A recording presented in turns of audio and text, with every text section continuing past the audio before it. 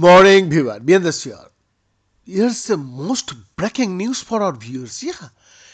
A novel MRI technique developed at MIT allows for detailed imaging of bioluminescence deep within the brain, offering new insights into how brain cells develop and communicate each other.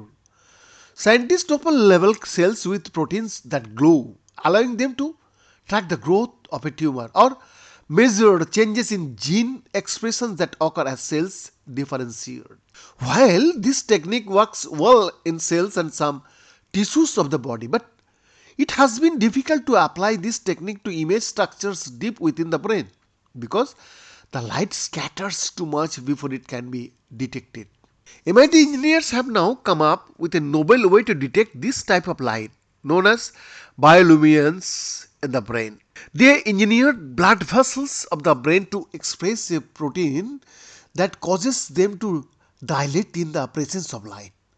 That dilation can then be observed with magnetic resonance imaging, allowing researchers to pinpoint the source of light.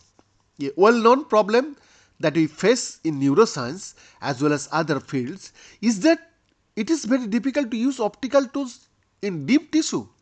One of the core objectives of our study was to come up with a way to image bioluminescent molecules in deep tissues with reasonably high resolution, says Alan Jasanoff, an MIT professor of biological engineering, brain and cognitive science, and nuclear science and engineering.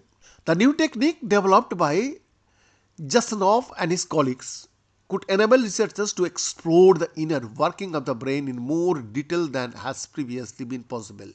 Jasanoff, who is also an associate investigator at MIT's McGovern Institute for Brain Research, is the senior author of the study, which appears today in Nature Biomedical Engineering. Former MIT postdocs Robert Wendorf and Nan Lee are the lead authors of the paper. BN's exclusive report.